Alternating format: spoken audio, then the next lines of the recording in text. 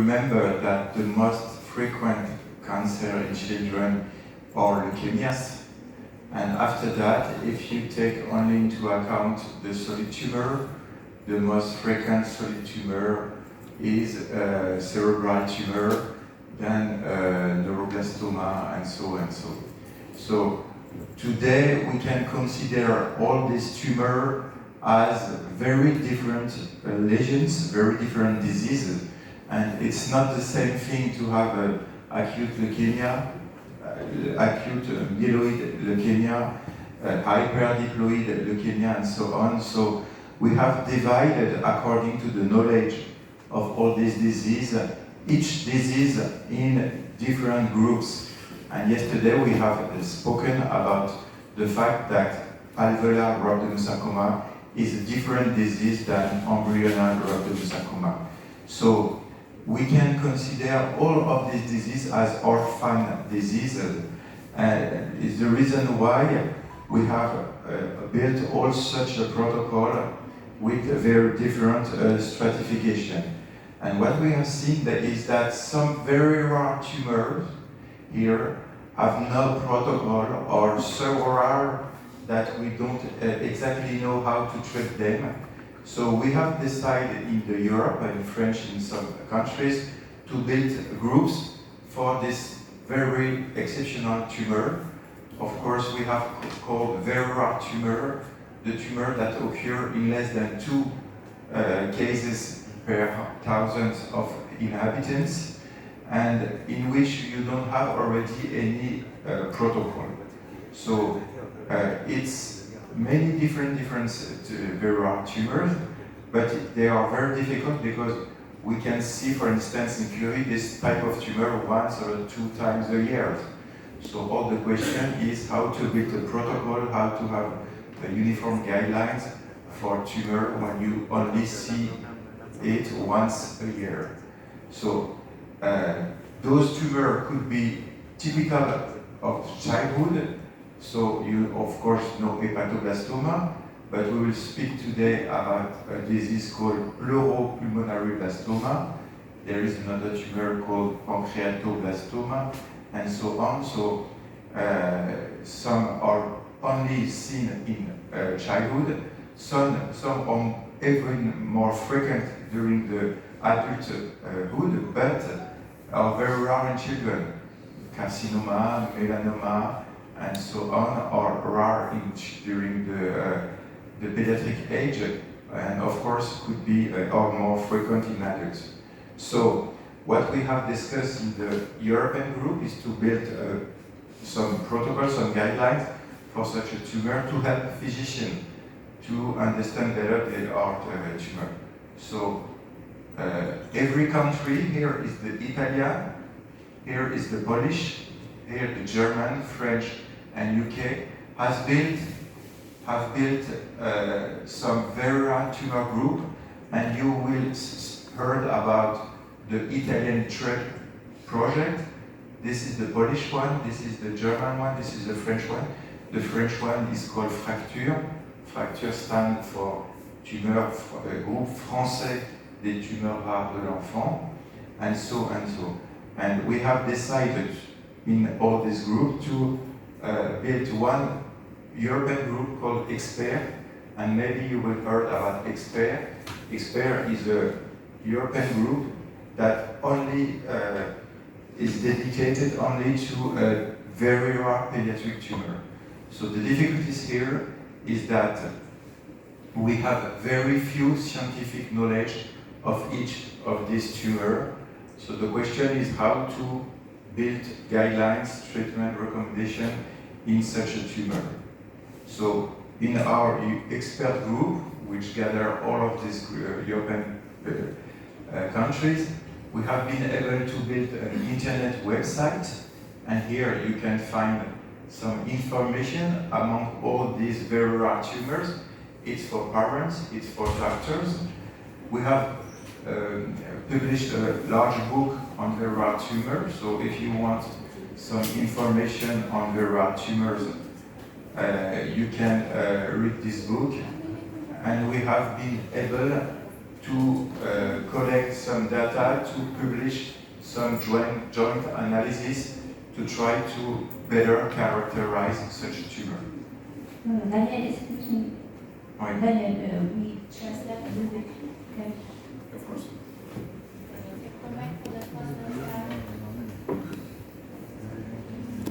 Tôi sẽ đi rất là nhanh.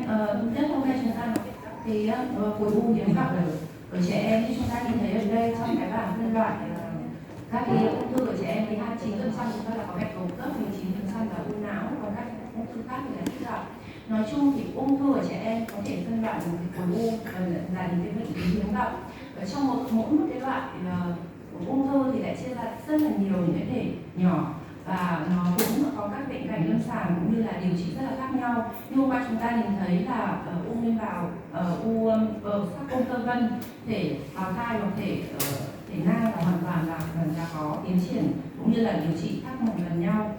Thế thì ở các cái khối u hiếm gặp như chúng ta nhìn thấy ở đây dưới 2% thì được định nghĩa là những khối u mà có tỷ lệ mắc bệnh là dưới 2 ca bệnh cho 100.000 dân. Thế và ở Curie có những cái khối u mà chúng ta có thể điều trị gặp 1 đến 2 ca bệnh một năm. Thế để nói rằng là những khối u này là không có các guideline chẩn đoán hướng dẫn cụ thể, và cái vấn đề nảy sinh ra là như vậy thì làm thế nào để chúng ta có thể điều trị chuẩn các cái khối u này. Chính vì thế mà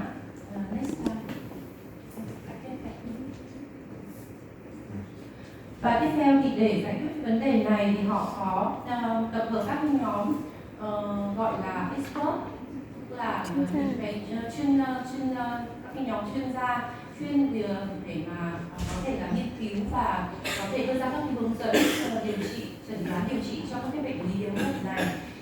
Ví dụ như là nhóm có một cái dự án là của stress, trong đấy có các cái nhóm như là nhóm cổ Ý, hoặc là ở đây là chúng ta nhìn thấy nhóm của Thái Lan, hoặc là ở đây có nhóm của Đức, và tất cả các cái nhóm của Anh cũng như là nhóm của Pháp họ phối hợp với nhau và để họ xây dựng một cái nhóm gọi là nhóm chuyên gia cho các cái bệnh lý hiếm gặp. Và đây là gọi là cái tổ chức của các cái thành viên của các nhóm này, và với mong muốn thứ nhất là có thể tập hợp tất cả các cái ca bệnh, có thể đưa ra các cái guideline cũng như là các cái nghiên cứu để có thể tìm hiểu sâu hơn về các cái bệnh lý này. Và họ cũng đã xây dựng được chúng ta có thể tham khảo các cái website của họ. Đây là các website ở các cái bệnh lý hiếm gặp này. Họ có đưa ra những cái guideline hướng dẫn. Các cái website này có thể là hướng dẫn cho bố mẹ bệnh nhân cũng như là đưa ra các cái lời khuyến cáo về cho các cái bác sĩ. So this is the aspects of the website. If you go on the website, you can find some information on pancreatoblastoma, on pleuropulmonary blastoma, on nasopharyngeal carcinoma in different languages, not Vietnamese. I'm sorry, but you can have it in Croatian, in Italian, in Greek, in French, in German, English, and so on. So you may find some general information. This is for parents mainly, saying, okay, you are not alone, we have some information about this disease, we can help you, we are a group who work on this. It's general information to help parents to better understand the disease of their children.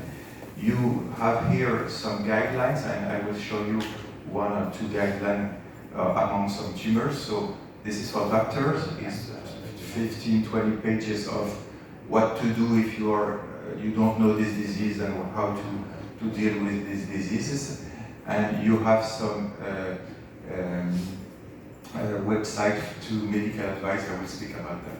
So today we have finished guidelines for pleuropulmonary blastoma. I have shown you for sarcoma, alveolar sarcoma, tinic tumors, and certainly we have quite finished this one and so on. So we are trying to implement as much as possible guideline of every very rare tumors. Đây là chúng ta nhìn thấy các cái trang web của họ, và các trang web này có rất là nhiều các tiếng, rất tiếc là không có tiếng Việt Nam. Thì chúng ta nhìn thấy là đây là u nguyên bào u vào tụy, u vào phổi màng phổi, rồi đây là bệnh carcinoma vòm họng không biệt hóa. Và những cái trên các trang website này thì chúng ta có thể có được các cái thông tin cho gia đình bệnh nhân, cũng như là họ đã làm các cái guideline như chúng ta nhìn thấy ở đây là tất cả các cái guideline, các cái bệnh lý và họ đã xây dựng sau và đã được công bố. Và ngày hôm nay thì là chúng ta sẽ ông sẽ giải thích cái guideline về bệnh u vào phổi màng phổi về sau. And I haven't the slide, but there is a link to ask for medical advices. So the third part of the website is when you are in front of a tumor as a doctor and you want to have a medical advice, you upload the data, you upload some documents, and you can ask by mail, by website, some advices. For instance, yesterday, a doctor from Germany asked us how to treat a patient with a stage 4 lower pulmonary, and we are 10-20 doctors who try to answer to help them because, of course, they are such a situation. So you can use it if you have any question by internet, by this website. Và đây là cái website mà chúng ta có thể đưa các câu hỏi trong các thảo luận cùng với các chuyên gia khi mà chúng ta có gặp những cái bệnh nhân như vậy, họ sẽ đưa ra cho chúng ta các cái lời khuyên. Ví dụ như hôm qua là nhóm này họ có nhận được một cái câu hỏi của các bác sĩ ở bên Đức về một bệnh nhân u vào phổi màng phổi giai đoạn 4, và như thế là có thể có 20 các cái chuyên gia trong nhóm này là họ có thể cho các cái lời khuyên. So I wanted today to speak about 3 tumors. The first will be adrenal cortical tumor. The second one is undifferentiated nasopharyngeal carcinoma. And I will finish with pulmonary pneumoblastoma, which is a very rare disease that we have worked in the expert group. So first of all, adrenal cortical tumors. So just some general cases information. It's a very rare tumor. We see less than 10 cases per year in France. So it's supposed to be a very rare tumor. You know that this tumor can be a functional tumor, so I mean that this tumor is a secret. Most of them are secreting and secrete hormones.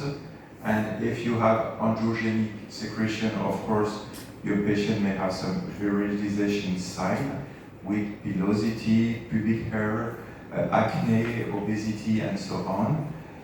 If you have some steroid secretion, you may have a Cushing syndrome with hypertension. So, the main question here is that you know that pediatric adrenal cortical tumor is a tumor that occurs, of course, on the adrenal glands, and we have different situations. Of course, a small localized tumor that sometimes is revealed by the endocrine sign, and sometimes metastatic lesions. Cái khối u hiếm gặp đầu tiên hôm nay tôi sẽ nói là về các cái khối u ở tuyến thượng thận. Đây là các cái bệnh lý rất là hiếm, và bên Pháp chẳng hạn chúng tôi sẽ gặp khoảng 10 ca bệnh một năm. Các cái triệu chứng thì chúng ta thấy là trong 80-90% các trường hợp các khối u này là có tiết ra các cái hormone. Các cái hormone androgen thì sẽ gây các cái biểu hiện nam hóa, ví dụ bệnh nhân có lông tóc, rồi có trứng cá hoặc là béo phì. Khi mà các cái khối u này tiết ra các cái cortico thì sẽ có biểu hiện của cơ sinh hoặc là tăng huyết áp. Trên lâm sàng thì chúng ta sẽ phân biệt được hai cái trường hợp. Trong những trường hợp của khối u khu trú thì có khi là đến với các nhà nội tiết và bằng các cái biểu hiện nội tiết như là chúng tôi vừa liệt kê, và ngược lại có thể là bệnh nhân có thể đến trong cái giai đoạn di căn. So the overall survival is good when the tumor is localized, more than 80%.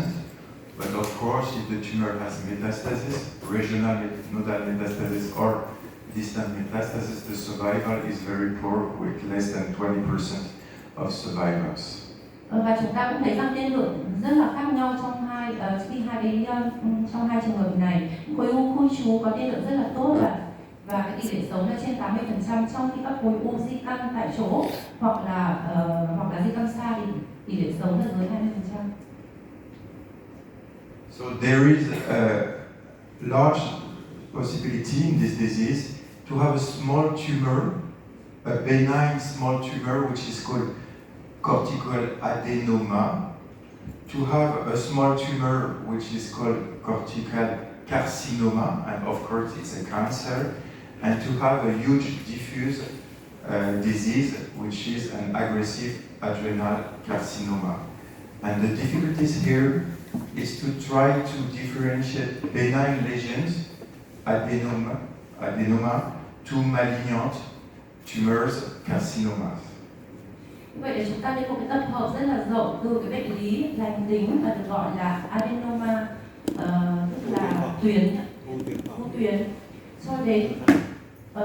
cho đến bệnh lý ác tính, đấy là carcinoma, và trong những trường hợp ác tính hơn nữa là cái ung thư này nó đã di căn ra tại chỗ cũng như khu vực cũng như là di căn xa.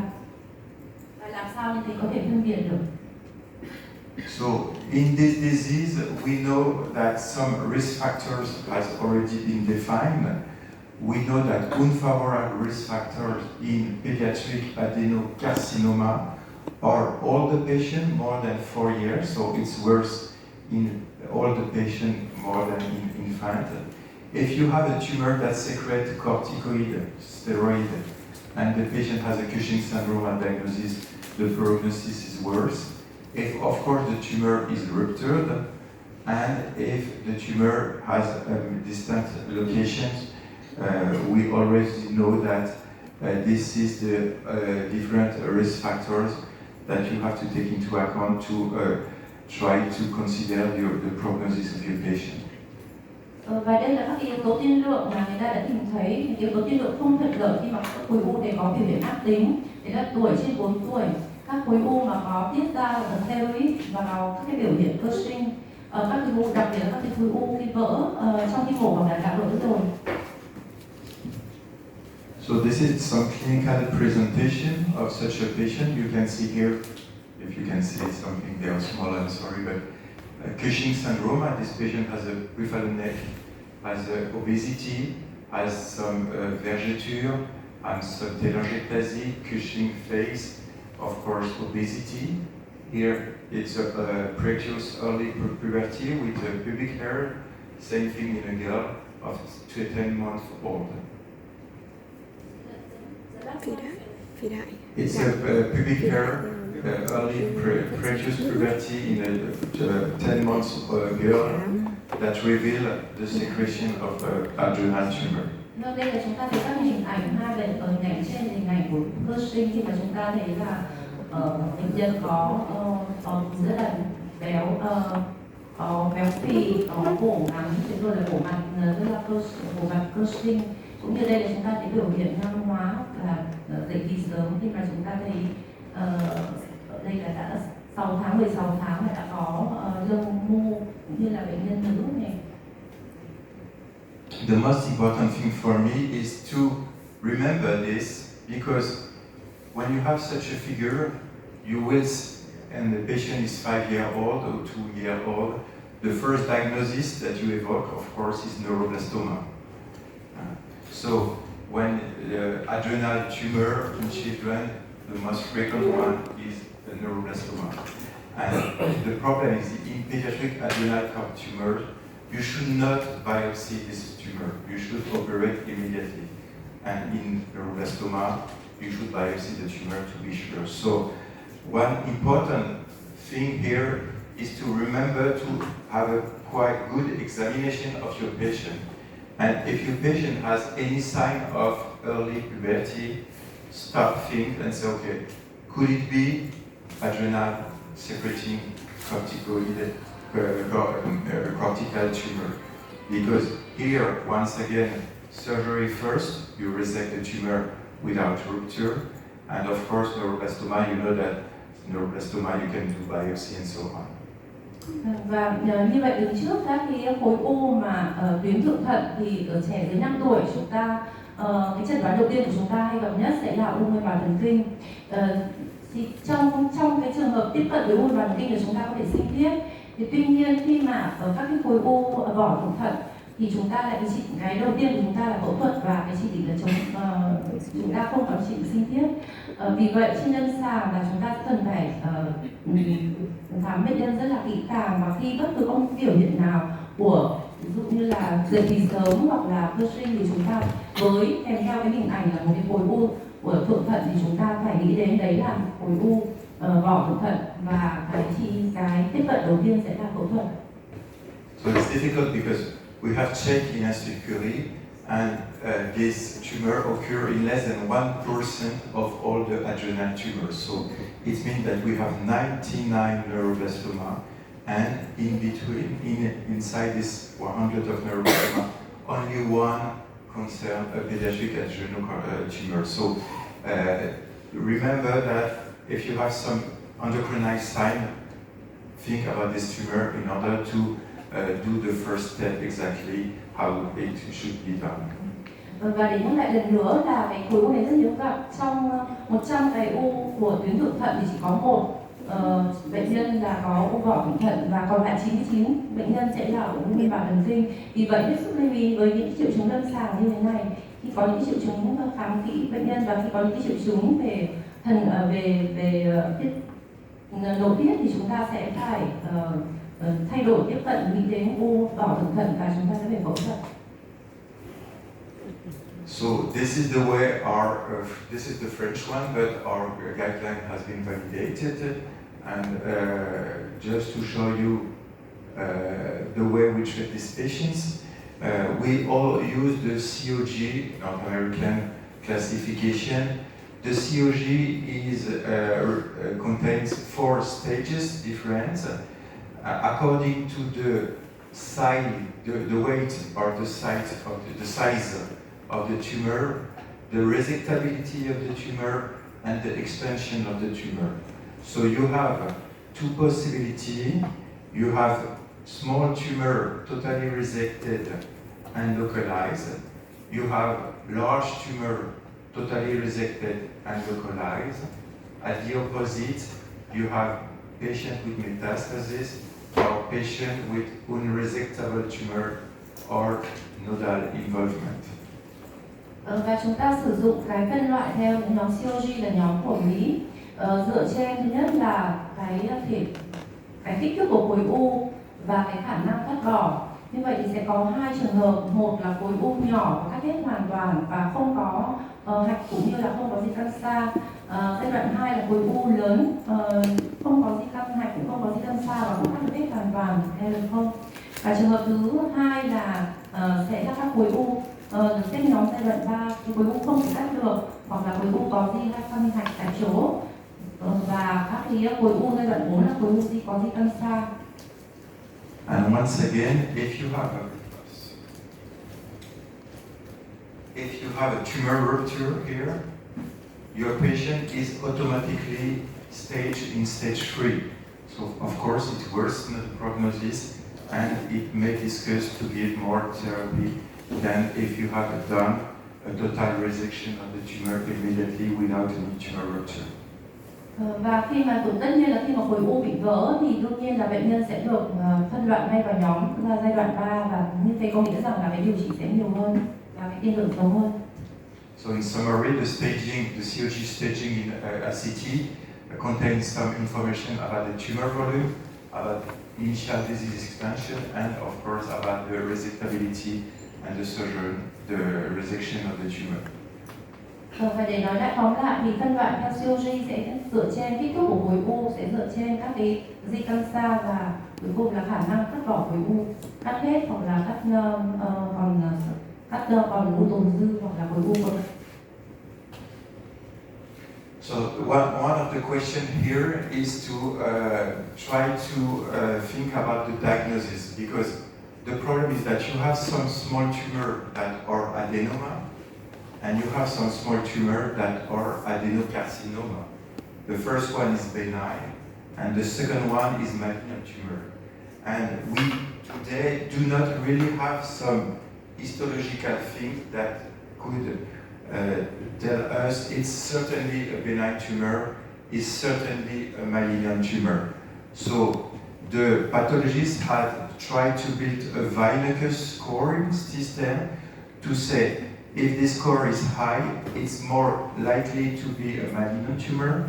If the scoring is small, is low, it will probably be a benign tumor. But there is no clear cutoff between the benign tumor and the malignant tumor. So when you are in front, a pathologist in front of an adrenal secreting tumor, it's difficult to be sure that it's a benign or malignant tumor.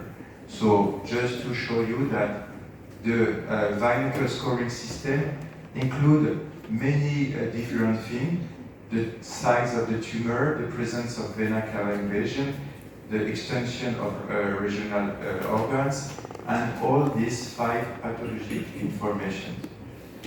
Nên là cái công việc của thầy khó đấy. Không ạ. Cái này đến gì chưa?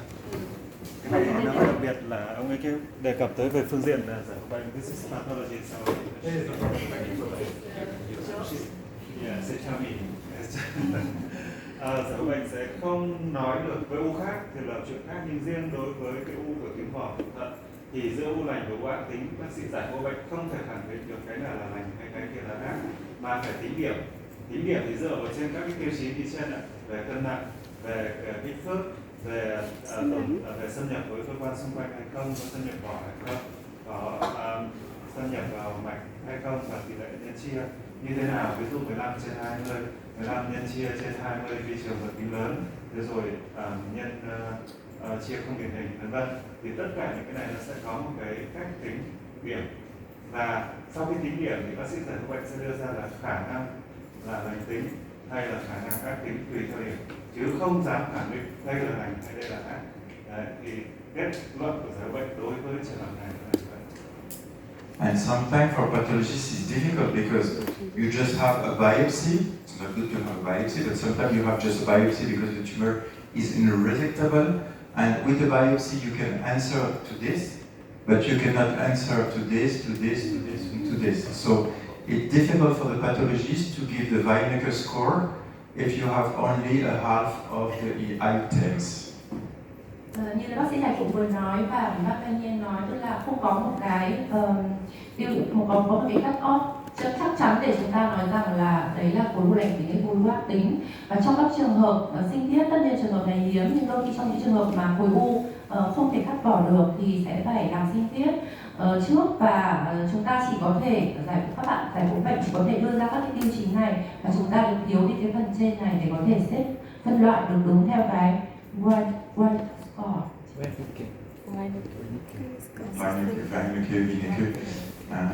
So, if you want to interpret the Wiener score, when the score is less than 3, you consider that the tumor may be benign.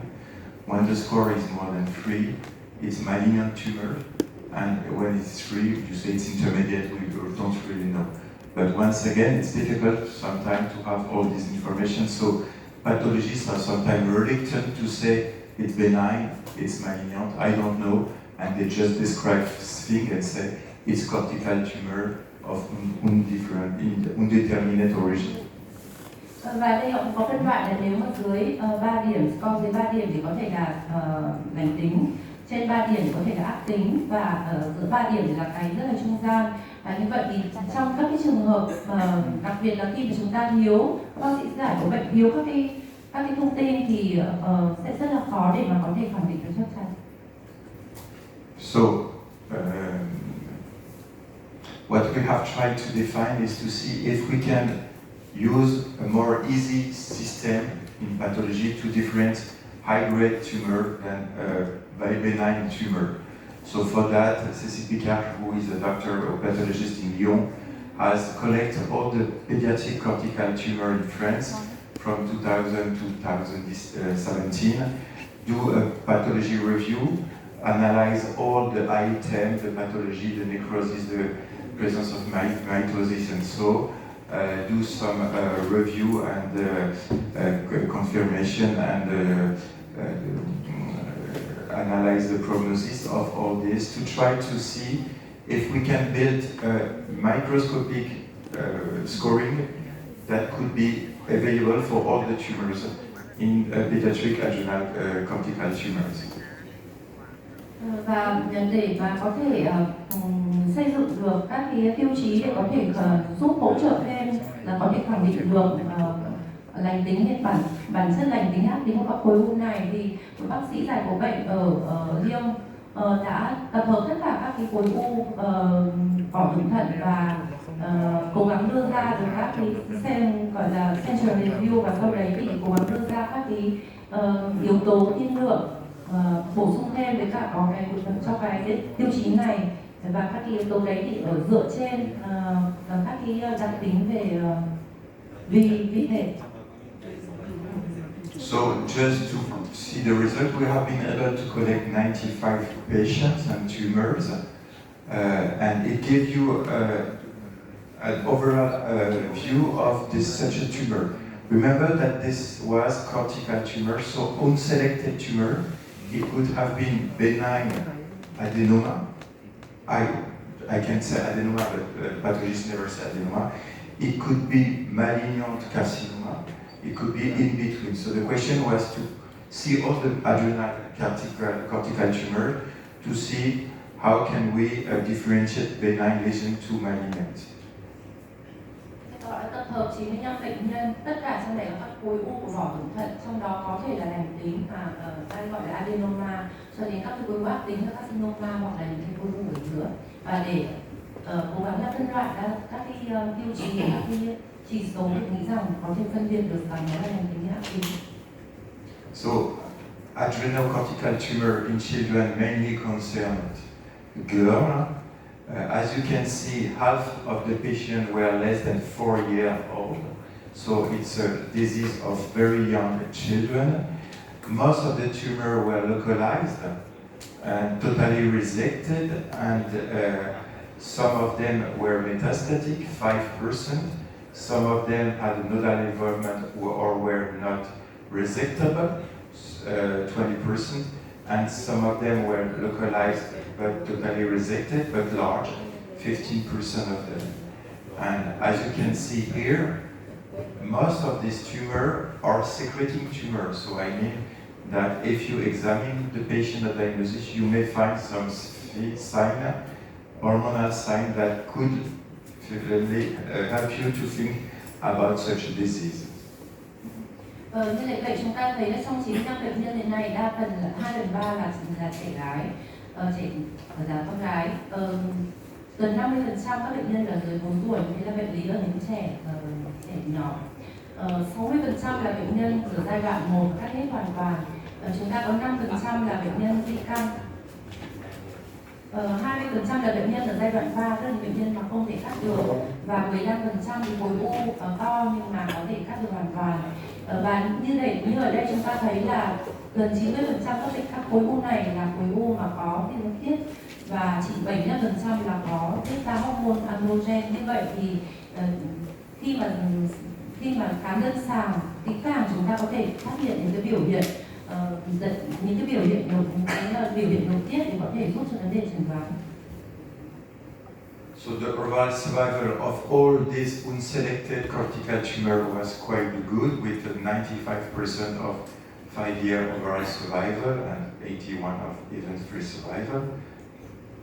Và cái tiên lượng sống của tất cả các cái nhóm này, tất cả các nhóm khối u và thủng thận này là khá là tốt. Trong đó EFS 5 năm là 81% và overall survival thì sống chung là 85%.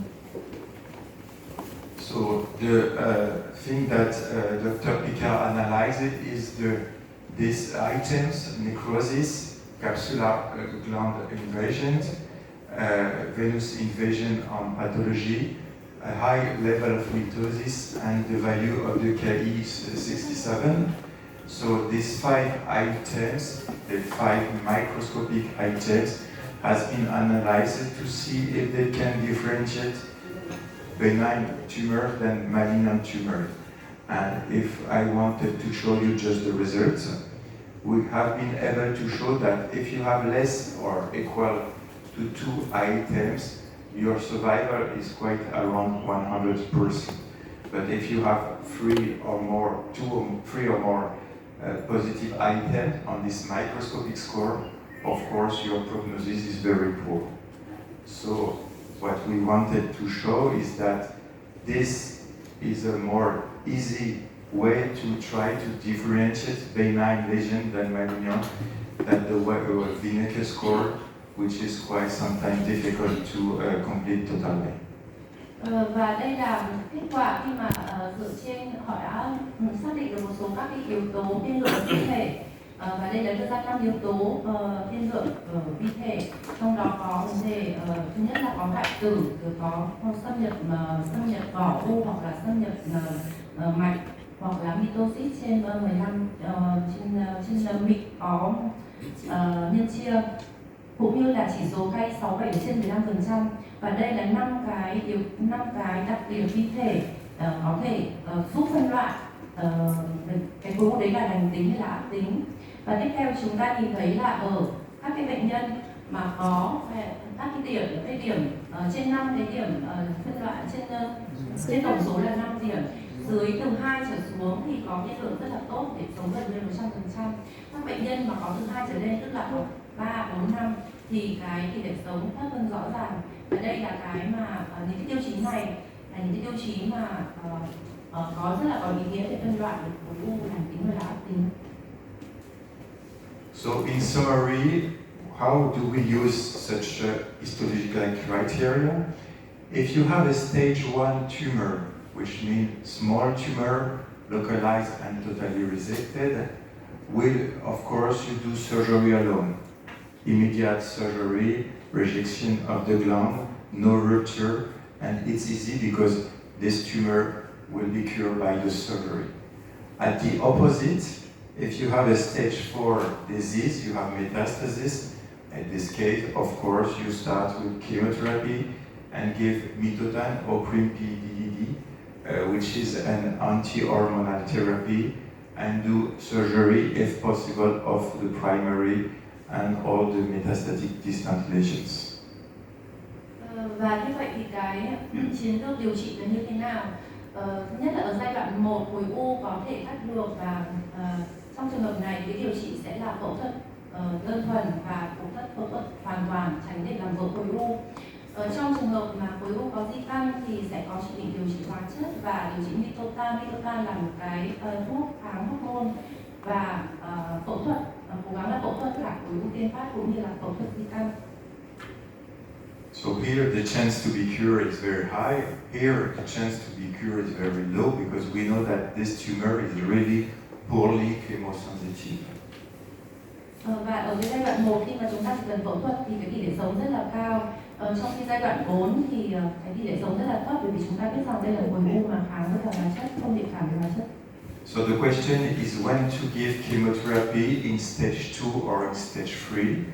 And in this case, in stage 2 and stage 3, which means large tumor, localized and totally resected, or inoperable tumor or nodal involvement, what we propose is to take into account all prognosis factors, I mean the age of the patient, the secreting tumor, yes, no, and so on, and the value of this microscopic score.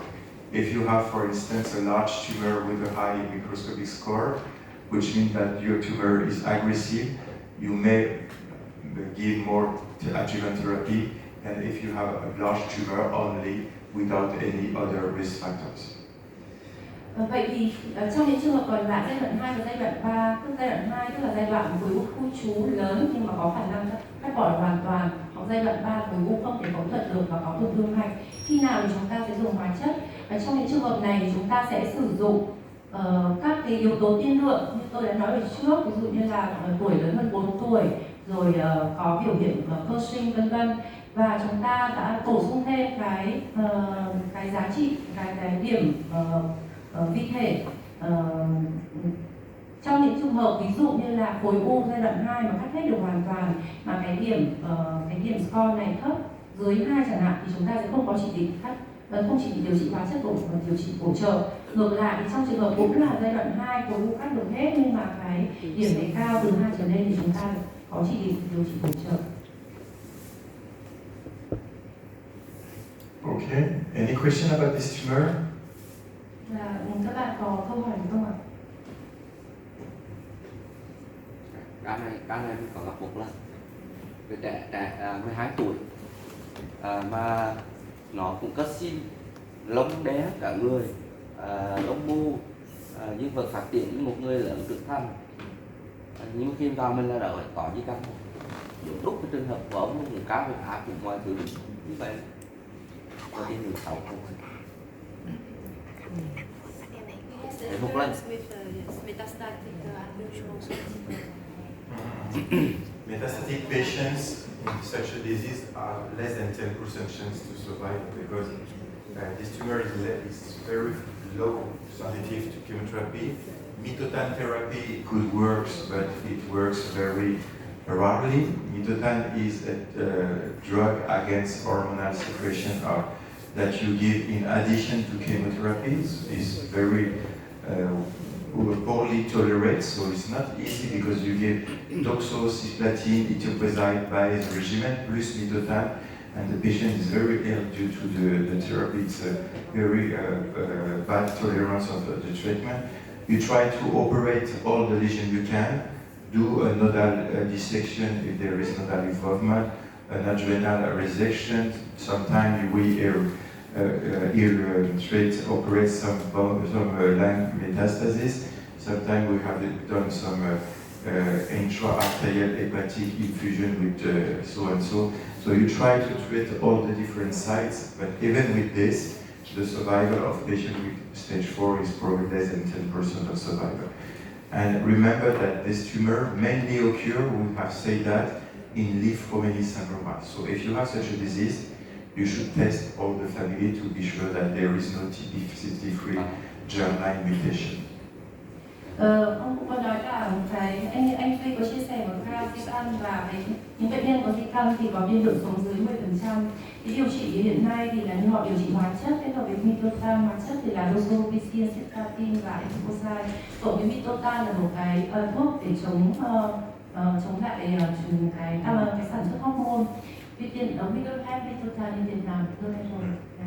Và những cái hóa chất như vậy thì khối u là một khối u mà kèm đáp ứng với hóa chất, và cũng như là cái regimen đấy là một cái cũng rất là khó để mà cái tolerance không được tốt đối với các cái trẻ, và sau đấy đi tiến hành phẫu thuật khắp mọi nơi, phẫu thuật tất cả các ổ di căn ở phổi hoặc là ở gan, cũng như là phẫu thuật khối u tiên phát, nhưng mà tiên lượng thì rất là xấu. Và cái này hôm trước chúng ta có nói một cái bài về khuynh hướng di truyền, thì đây là một cái khối u mà như chúng ta nhớ cái con số là 27/30 mấy, tức là hơn 80% các cái bệnh nhân này là có đột biến tế bào mầm, và trong cái hội chứng là leaf-Romaine syndrome, và cái gen đột biến ở đây là gen TP53. Thank you. No more questions. So we're going to speak about another disease, totally different. I think you know this one better because it's quite more frequent, and you may have seen it more frequently in your country than in ours. Is undifferentiated nasopharyngeal carcinoma. So just some slides on this disease. You know that this disease occurs in the cavern, in the nasopharyngeal site. It's a rare disease, it's a very rare disease, it's less than 1% of all pediatric cancer. This is quite one of the few pediatric cancer of epithelial origin, so it means carcinoma. We have very few carcinoma in children, we have more blastoma, sarcoma, and so on. So this is something really specific, and you know that the WHO group has defined 3 different types, and in children the most frequent type is the type 3, which means a tumor or carcinoma quite totally undifferentiated.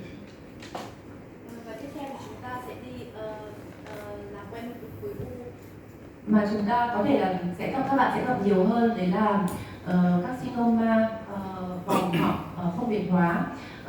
Đây là khối u mà rất là hiếm gặp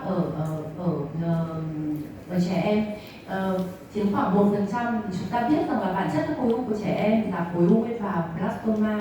Ở đây là carcinoma, tức là cái khối u, một trong những khối u rất là ít ở trẻ em mà có xuất phát từ biểu mô. Thì chúng ta biết là u biểu mô thường là ở người lớn và trẻ em thì là u nguyên bào. Cái phân loại theo phân loại mô bệnh học ở đây chúng ta sẽ đề cập đến cái carcinoma mà không biệt hóa. And this tumor is quite specific because most of the time this tumor is linked to the genetics or some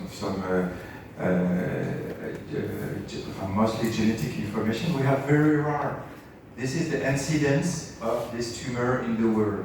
In yellow, it's the low level, and orange is more, and red and so is higher, and so on. So in Europe, we are used to have such a disease only in families that come from North Africa. You know that we have close relationship with Algeria, Morocco, Tunisia, and so on. So most of the patients we have with this disease are families that come from North Africa. Even if they were born in Paris for 2 generations, but probably there is a strong link with the genetics. And if you look on the very large country here called Vietnam, it's a high level of incidence of this disease, and of course there are many tumors like this in China. So we don't exactly know why. Probably there is a strong genetic background, some virus, and we know that this tumor is related to EBV, Epstein-Barr virus infection, and maybe some food consumption, because we have seen that it's more frequent if you eat more fish or more salt and something like that. Fish, yes. When in China, they have done some epidemiologic analysis showing that the family who are more used to eat fish and salt are more likely to have more nasopharyngeal carcinoma. So maybe there is something in the nourriture, in the food, that could influence the genetic background, the EBV infection. It should be a disease probably due to very various stimulation. Và đây chúng ta sẽ thấy là tình hình phân bố dịch tễ về bệnh này ở các vùng mà màu vàng cam chẳng hạn là mắc bệnh là vừa mức độ vừa phải, vùng màu cam đậm thì mắc bệnh nhiều. Và như thế thì chúng ta nhìn thấy chủ yếu là các khu vực châu Á cũng như là khu vực châu Phi. Ở Pháp thì họ gặp các bệnh nhân này đa phần là các bệnh nhân từ châu Phi, và kể cả những bệnh nhân mà được sinh ở Pháp.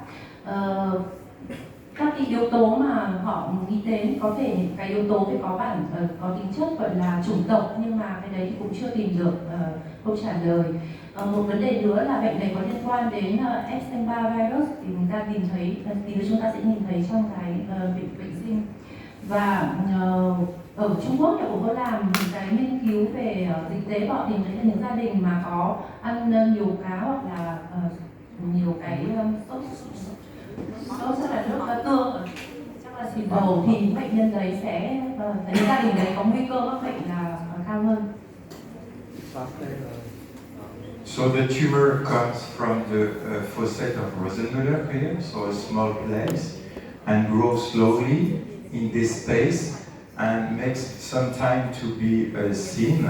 So most of the time, the revealing sign, the first sign, is cervical adenopathia, because patient may have some headaches sometimes, have some difficulty to swallow, things like that, but no one take care about that. And when you have a cervical nodal involvement, it grows slowly and or firm. And at this case, you say, okay, I do cervical CT, and you think about this diagnosis. Khối u thì là thường phát triển ở đây là gì?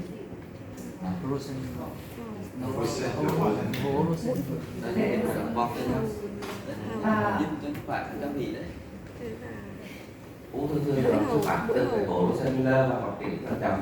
Trẻ thường nó quấy các triệu chứng như nhức đầu, nghẹt mũi, u tai chẳng hạn, mà nó lại tập trung không phải chú ý các triệu chứng vào viện như là cổ lớn nhân nhá. So it's a tumor from the adolescence. So the median age of this tumor is 14 years old. So it's a disease that mainly concerns young adolescents. What we already know is that the survivor is quite good nowadays, with an association of with chemotherapy and radiotherapy, and there are some prognosis factors already defined in such a disease. The initial stage, but to be honest, I have only seen patients with stage 3, stage 4, and so on. So most of the time, more than 90% of the patients has very large tumor extension. So I have never seen a stage 1. I don't know if it exists. It's means very small tumor, totally resected, and so on. So I think it do not really exist. And but the one most important thing is the initial chemotherapy response, because we have seen that if the tumor responds very well to chemotherapy, the prognosis is better than if you have a poor response to induction chemotherapy. Vì chính cái là tiền lúc sau nó có thể nhân lần các bệnh lý về tai mũi họng khác mà chủ yếu là em tại vì cái cổ cho nên có thông tư ông rất là hiếm khi mà nhận được bệnh giai đoạn 1 giai đoạn 2 chủ yếu là giai đoạn 3 giai đoạn 4. Mặc dù kết quả điều trị rất có bệnh rất cao nhưng cái yếu tố quan trọng nhất là giai đoạn. Thứ hai là cái đáp ứng đã quá lâu về hóa trị. So this tumor is very sensitive to chemotherapy. This tumor is very sensitive to radiotherapy. The main treatment here is radiotherapy. But we know that chemotherapy is very helpful too. So every pediatric group gave association with chemotherapy and radiotherapy. And the German group, in addition, and some center in France, give interferon beta, because as this tumor is strongly related to EBV infection, when you stimulate the immune system, you have an immunomodulator action against the cells that contain the EBV genome, and you are supposed to be more active. And if you look the result of the German protocol with chemotherapy, chemoradiotherapy, and interferon as a maintenance therapy, it is one of the best, the best in the world in such a disease. Và điều trị có rất là nhiều cách để cần và để có rất là nhiều mặt ở trong cái con một là chỉ là đang ở các điều trị xạ trị chủ yếu trong vấn đề điều trị ung thư vòm ở trẻ em, và có nhiều cái cách điều trị khác nhất có thể hóa trị trước sau đó đồng thời điều trị interferon duy trì trong vòng 1 tháng, bởi vì còn cái điều trị nguyên lý là bệnh lý là do nhiễm EBV cho nên ở Đức người ta rất là chuộng thấp rồi dùng interferon maintenance trong vòng 1 tháng. So most of the patient will be cured with association of chemotherapy, radiotherapy plus or minus interferon. But the problem is that you need to give high dose of radiotherapy because it's carcinoma, and carcinoma needs high dose of nasopharyngeal irradiation. And with this high dose, you will have a very high amount of long-term morbidity. Whatever the technique you use, proton, photon, EMRT, tomotherapy, at this time you may have many long-term morbidity. So it's the reason why some groups try to reduce the dose of radiotherapy if the tumor has a good response to chemotherapy. Và đây là một đặc điểm liên quan tới một carcinom, tức là một ung thư biểu mô cái cân một liên xạ rất là lớn. Chính vì vậy mà cho dù bạn có thể sử dụng các cái thuốc cao cấp như xạ trị đi đường liều, xạ trị IMED hay xạ trị proton chẳng hạn, thì bạn cũng phải xạ liều cao và cũng đã gây ra biến chứng, và các biến chứng này nó rất là trầm trọng đối với trẻ em. Chính vì vậy mà các cái tổ chức nghiên cứu ở châu Âu cố gắng dùng hóa trị trước để cho giảm thời tiết khối u và sẽ giảm liều tới mức tối đa để tránh các biến chứng này. So to show you we have done a retrospective analysis of all the patients we have treated like this. So this was our first protocol in the French fracture group. We have proposed to give 3 courses of induction chemotherapy that contain cisplatinum and 5-fluorouracil.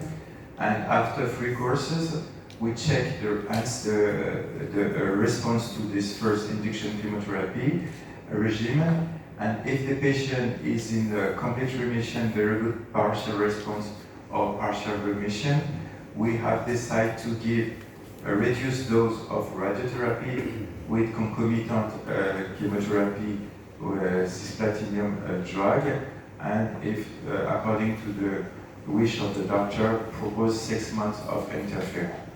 At the opposite, if the tumor has a poor response, stable disease or progressive disease, we decide to give standard dose with no reduction and mandatory the concomitant cisplatinum infusion. Nếu nhóm nghiên cứu phát sơ còn đưa ra cái sản phẩm của các đôi điều trị còn cái quản lý 3 đợt trước khi mà xả với thuốc cisplatinum u, người ta chia hai ngành, thứ nhất là tốt thì người ta sẽ giảm đi xạ trị xuống để đạt các triệu chứng, sau đó điều trị interferon. Nhóm thứ hai là một phần hoặc là bệnh tiến triển thì người ta vẫn duy trì liều xạ cao và sau đó điều trị interferon. So this is the result of these studies. 7 French centers, large French centers that treat teenager, 95 patients between 1999 to 2015. And as you can see here, the overall survival was very good, with more than 90% of overall survival, and the disease-free survival around 90% too. So this protocol was interesting because the overall survival remains good even if we have decided to reduce the dose in such a case, in the case where the response was good to chemotherapy. We have analyzed the incidence of morbidity, which all type of morbidity, and even with dose reduction, we have some acute morbidity, but we expect to have less long-term morbidity of this patient because we have reduced the overall dose of the nasopharyngeal and cervical irritation. Và đây là kết quả nghiên cứu của bạn có một pháp nghiên cứu số lượng nhân cũng lớn 95 và người ta nhận thấy rằng với cái pháp đồ điều trị có quá trình chẩn lương để giảm thể tích khối u và giảm liều xạ trị thì phải có cái ố không khác biệt so với và đây là không khác biệt so với cái pháp đồ xạ trị liều cao thì vì vậy tổ chức pháp họ có vẻ ưu ái với cái pháp đồ điều trị mà có đi trước có đáp ứng giảm liều xạ để giảm các triệu chứng. Bởi vì cái liều xạ thấp thì chắc chắn sẽ ít triệu chứng hơn, cho dù là có sử dụng kỹ thuật cao cấp nào em đi chẳng hạn. So this is our second protocol. Of course, not protocol, it's guideline because it's not a real protocol, but we have 3 arms, and as you based on this experience, the same strategy as we do the diagnosis by a biopsy, cervical biopsy or nasopharyngeal biopsy during endoscopy, do a workup with chest CT and PET scan for bone involvement, but most of the time this tumor is localized. I mean, there is only a local regional invasion of the tumor, but not distant metastasis. 3 courses of cisplatinum and 5-FU. Analyze the tumor response. If the patient is in complete remission or very good partial response, give radiotherapy dose reduction. And you can see here the value 54, 34, and the PTB2 is 45, and maintenance therapy with interferon if you want. Here, if the patient has a partial response, increase the dose, it's 59, 54, 45, with concomitant chemotherapy, cisplatinum. And if the patient has a very poor response, stable disease or progressive disease, give more radiotherapy, 66, 55, and 45, plus interferon. In this protocol, we hope that we can totally reduce this arm, which is something like 1/3 of the patient, in which we do not give chemotherapy concomitant and no interferon. And we hope that this arm will have something like 100% of survival. We know that this one will be worse. It's the reason why we have decided not to reduce the dose and give a high dose, and 66 gray in a teenager will probably lead to many long-term effects, but here the disease is severe.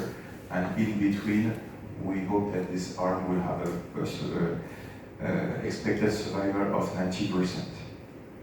Như vậy thì sau cái nghiên cứu này thì cái nhóm phát sơ của Pháp ở đây thì một cái pháp đồ điều trị cho NTC ung thư mũi hầu công bố 28 thì còn cần người ta chia ba ngắn. Đầu tiên người ta điều trị hóa chất hóa đợt thì cisplatin u, sau đó chia bắt đầu đánh giá lại như nào. Nếu mà đặt nó không còn thì người ta giảm liều tối đa ở u tới 54 vậy thôi, và xả hóa thời kết quả rất là tốt. Nhóm thứ hai là nhóm đáp ứng ngũ phần thì người ta tăng liều lên một tí với cái liều tại U là 59,4 gray, xả hóa đồng thời với cisplatin, sau đó điều trị interferon. Và nhóm thứ ba thì không thể thay đổi được cái phác đồ tiêu chuẩn, đó là những cái trường hợp mà bệnh đứng yên thì người ta phải dùng đúng liều tới liều xả cao 6,6 gray, cho dù nó có thể gây một vài biến chứng nhưng phải chấp nhận điều trị xả hóa đồng thời, sau đó điều trị interferon. Đây là một cái mong muốn cái của cái nhóm Pháp, người ta cũng điều trị nhẹ nhàng nhất của trẻ em. And of course, if you need some details, you send me a mail and I can send you the paper and the guideline of this tumor. Any question on nasopharyngeal carcinoma? My question is, you use fracture proposals for on stage of NPC. Yes, because all patients are stage 3 or 4. Because I've never seen stage 1, 2. So in the North American protocol, they say if you have stage 1, 2, do only radiotherapy. But among our 95 patients, we've never had a stage 1 and 2. Most of the time, we have a very large cervical enlargement, and the tumor has a base cool invasion, so they are all T3, T4, T5. So I think, of course, it exists because we have seen a paper that, but it's not a reality. If you have such a case, stage 1, very small tumor, you can give only radiotherapy and follow the COG recommendation. But once again, it's not the real life. Thực chất thì cái này nó hơi khác biệt ở Việt Nam về này các bạn một tí, bởi vì ung thư vòm mũi hầu hay là vòm hầu á, đối với châu Âu thì cái kinh nghiệm không thể bằng châu Á được, nhất là Hồng Kông, Trung Quốc, Việt Nam mình trong nhóm là có rất là nhiều cái nghiên cứu. Thì ở Pháp 95% là ung thư vòm hầu trẻ em thì ở giai đoạn 3, giai đoạn 4, cho nên người ta sử dụng phác đồ này. Nhưng mà phác đồ này lại tương thích đối với giai đoạn 3, giai đoạn 4 đến người lớn, nó còn giai đoạn 1, giai đoạn 2 không cần phải sử dụng phác đồ này, bởi vì chỉ cần xạ đúng thôi, xạ trị đơn thuần là đã đủ rồi. Đó là sự khác biệt, cho nên khi mà sử dụng phác đồ này bạn đừng có sử dụng cho giai đoạn 1, giai đoạn 2 mà chỉ sử dụng cho giai đoạn 3, giai đoạn 4 và chỉ cho trẻ em thôi, còn người lớn có khác biệt. If the patient has metastasis, so we put in the same schedule. Distant metastasis in this tumor is very rare. For us, it's less than 10% of the patient. But what we have, there is a proposal here, and we give more chemotherapy, of course. We have decided to have an alternative proposal between such courses and some courses that contain adriamycin. Before that, during the 19 we had in Curie all protocol which was COAD ABVD, and COAD ABVD contains bleomycin, cisplatinum, doxorubicin, and cyclophosphamide, and this regimen was also very effective in NPC. So in our protocol, in this guideline for stage 4 patient, for metastatic patient, because stage 4 is another classification, for metastatic patient, we give more chemotherapy, try to operate, if possible, the pulmonary site. If you have 1, 2, 3 lung lesions, you have a good chance to cure the patient. But if you have bone lesions, we advise to give some radiotherapy on the metastatic site. And we don't have real information about the overall prognosis of metastatic tumor in such a disease because it's too rare. I have seen something 1 or 2 cases during the 5 last years. Nguyên tắc điều trị các bệnh nhân giai đoạn 4 thì là chúng ta sẽ cho bệnh nhân điều trị bệnh nhân nhiều hóa chất hơn, có thể là đưa thêm cả doxorubicin vào trong cái nhóm điều trị này. Và cái điều trị tại chỗ thì bao gồm là phẫu thuật và xạ trị. Những cái tổn thương ở phổi có thể là phẫu thuật, còn những cái tổn thương xương chẳng hạn thì có thể là xạ trị thêm. Chị hỏi giúp tôi là ở người lớn thì người ta nói cái ung thư này liên quan đến HIV nhiều, chị biết cái liên quan HPV đó, Epstein-Barr virus. Yeah, of course, but in children, I wonder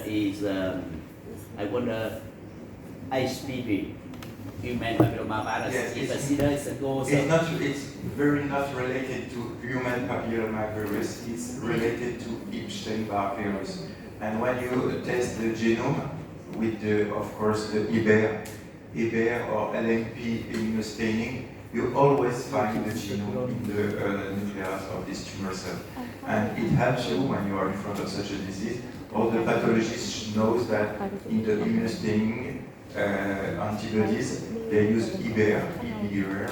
EBER is the Epstein-Barr antibodies, and you find the genome into the tumor cells. So it's the reason why we know that this tumor is related to EBV infection. Tức là trong trong cái chẩn đoán của bệnh này thì chúng ta biết là nó có liên quan đến EBV, cho nên là khi mà làm immuno staining thì các bạn làm máu mô miễn dịch thì ta điều hình thấy cái antigen, và khi ta làm cái hay là TISA thì ta tìm thấy cái genome của virus này. Antibiotics is called EBER and LMP. EBER and LMP are against EBV genome. So if you have an immunostaining positive with EBER and LMP in the nasopharyngeal, it is probably such a disease. And one thing important is that we are trying to build some protocol on immunotherapy in such a disease. So if a patient in France with metastatic disease are included in immunotherapy to try to treat this patient in another way, because it's a tumor related to virus, and we know that stimulating the immune system could be a good way to block this disease.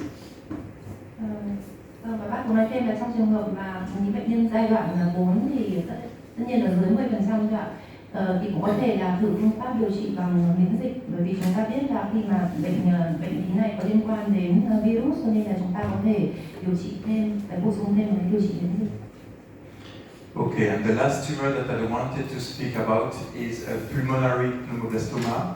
I don't really know if someone here has heard about such a disease, probably a little bit, because it's quite new entities that we are more and more learning today. So, what is pulmonary pneumoblastoma? This disease is a very rare disease, and they have been able to collect in North America something like 400 of cases. Most of the time, this tumor occurs in very young children. And you have 3 different types. One type who is purely, it's a lung tumor. It's a lung, one of the very rare lung lesion tumor that we have in children. We have only this one, to be honest, in very young children. So if you have an aggressive lung tumor in the small children, you should think about such a rare pulmonary pneumoblastoma. And you have 3 different subtypes. In the type 1 is only purely cystic lesion, and sometimes it's difficult to diagnose this between the PPB and MAKP, malformative pulmonary cystic lesion. And sometimes the pathologist has some difficulty to say, okay, it's a type 1 MAKP or a type 1 PPB, because there are some similar features. At the opposite, the type 3 is a very aggressive sarcoma. And you have, of course, a type 2 in between with some pattern of cystic lesions and some pattern of solid component. Vâng, tiếp theo chúng ta sẽ đề cập đến u vào phổi màng phổi. Đây là một cái bệnh lý rất là hiếm gặp, và chúng ta biết là ở trẻ em thì cái ung thư phổi, nếu như là cái ung thư ở phổi thì ta hay nghe đến bệnh lý này, và thường gặp ở trẻ rất là trẻ nhỏ. Khi chia giai đoạn thì họ sẽ có chia loại thì có phân ra 3 loại. Loại thứ nhất là loại mà chỉ có tổn thương nang hoàn toàn, và cái loại này thì chúng ta cần phân biệt, đôi khi ở trẻ nhỏ rất là khó phân biệt với bệnh lý dị dạng nang tuyến phổi bẩm sinh. Và ngược lại thì loại thứ 3 thì là một loại gọi là có thể nói là sarcoma, rất là độ ác tính rất là cao, và cái loại thứ 2 tức là nó hoàn toàn nó là tính chất đặc, và loại thứ 2 là cái loại mà sẽ nằm ở giữa hai cái loại này, nó bao gồm cả cái tính chất đặc và tính chất nang. So the chance to be cured with type 1 is high. but this type 2 and type 3 should be considered as sarcomas, so need an overall strategy with association of chemotherapy and surgery. Và cái tiên lượng thì loại 1 thì tiên lượng rất là tốt và có thể khỏi bệnh chỉ phẫu thuật đơn thuần. Loại 2 và loại 3 thì chúng ta phải coi đấy như là một cái sarcoma và cái chiến lược điều trị sẽ là phẫu thuật, sẽ là hóa chất và phẫu thuật. And another thing that is important is that the PPB are related to germline DICER1 mutation. It is one of the cornerstone tumor that occur in this genetic syndrome. So if you have DICER1 mutation in the family, you follow the patient to see if he develops PPB, and if you have a PPB, you should test DICER1 germline mutation to see if it's the reason why the patient is sick. Và đây là một bệnh lý có tính chất di truyền và có liên quan đến đột biến của gen DICER1. Nếu như trong gia đình mà có cái đột biến này thì chúng ta phải đi tìm bệnh u nguyên bào phổi và phổi. Và ngược lại tất cả các bệnh nhân mà có u nguyên bào phổi và phổi chúng ta phải đi tìm cái đột biến cái gen mầm này.